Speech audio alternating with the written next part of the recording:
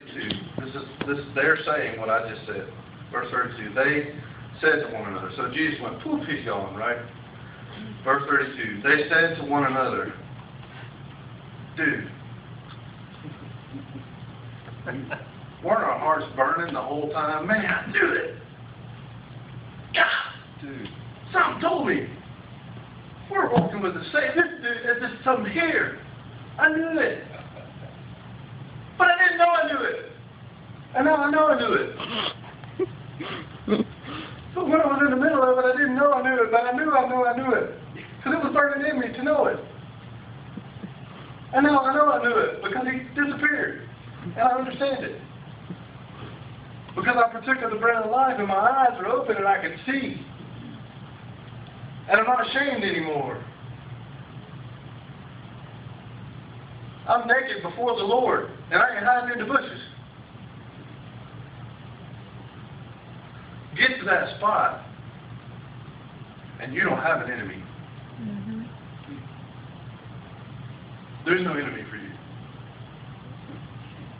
That's why he works so hard to try to blind you, to prevent you from that. Same trial for me. No pay. Mortgage due. Electric bill due. Me and Linda, bucket of chicken, park bench, date. He has no idea. Same trial as before. The other one was, oh, Lord help me. I didn't even pray to God. I didn't. Why? Because I knew. Why did I have to ask God for something I already knew that he was going to do? I didn't need to ask for that. I was confident that it was going to happen. I didn't have to pray about it. The religious people will tell you go pray for hours and hours and hours. No, Jesus says believe. There's nowhere in all this scripture he says pray for hours and hours and hours. There's nowhere that he says sweat and plead and beg and grovel. Continue to believe. In me, the Word, and you will know even the things that you don't know you know.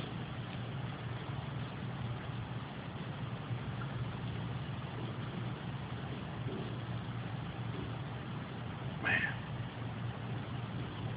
were not our hearts burning within us while he was speaking to us on the road,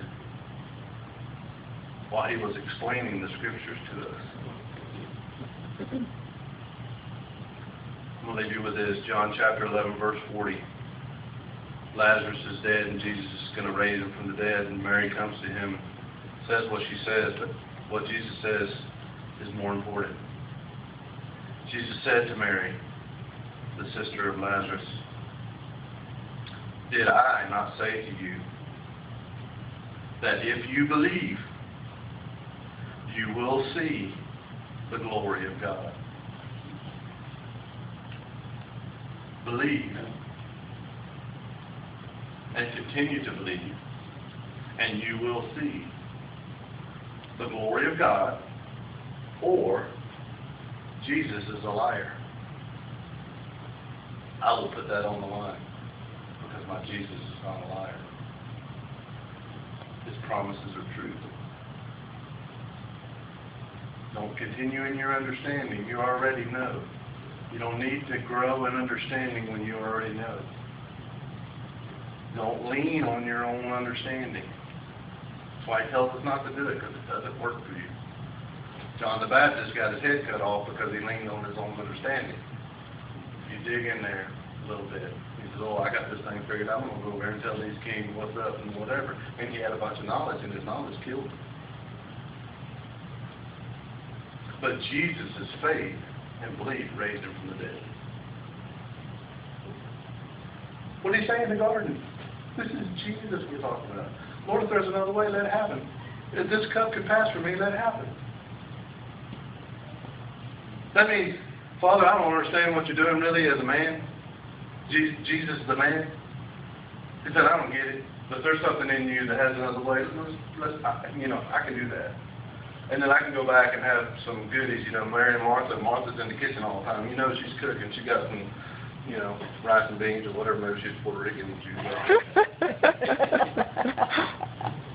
But there's some good cooking over there. I can go back and get something. There's another way. And then what Jesus said? You know what? I believe you. Not my will, but your will be done. What it says is, look, I got my own will and understand. I'm going to go there and have me something to eat and enjoy my people that I love so much. I'm going to lay my understanding down. And Jesus said, I believe. I don't understand why this is the way, as a man. Read the scriptures. But I believe. John the Baptist got his head cut off. And Jesus ascended into heaven.